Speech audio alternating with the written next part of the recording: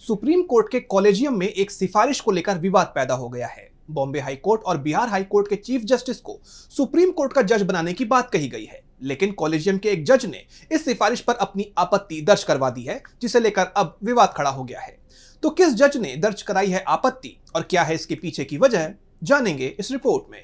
हाल ही में supreme court के collegium ने बॉम्बे हाई कोर्ट के चीफ जस्टिस आलोक आराधे और पटना हाई कोर्ट के चीफ जस्टिस विपुल एम पंचोली को सुप्रीम कोर्ट का जज बनाने की सिफारिश की है, लेकिन इस सिफारिश ने एक विवाद को जन्म दे दिया है। विवाद की वजह यह है कि जस्टिस आलोक आराधे को सुप्रीम कोर्ट का जज बनाने की सिफारिश पर कॉलेजियम के सभी सदस्यों की सहमति नहीं बन पाई थी। जस्टिस बीवी नागरत्ना ने जस्टिस विपुल एम पंचोली की नियुक्ति पर अपनी असहमति जताई है। जस्टिस नागरत्ना ने इस बात पर जोर दिया कि जस्टिस पंचोली की नियुक्ति से न सिर्फ न्याय प्रशासन पर बुरा असर पड़ सकता है, बल्कि इससे कॉलेजियम प्रणाली की विश्वसनीयता भी खतरे में पड़ सकती है।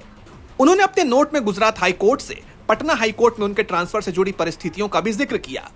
देखा जाए तो यह पूरा मामला वरिष्ठता और प्रतिनिधित्व का है, क्योंकि वरिष्ठता के हिसाब से देखें तो जस्टिस आराधे हाई कोर्ट के जजों की सूची में 5वें नंबर पर हैं, वहीं जस्टिस पंचोली 57वें नंबर पर हैं।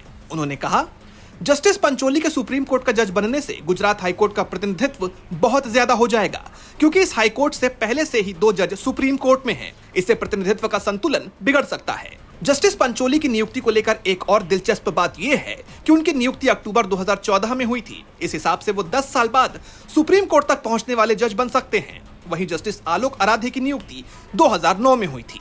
अब अगर राष्ट्रपति की मंजूरी मिलती है तो सुप्रीम कोर्ट में जजों की कुल संख्या 34 हो जाएगी।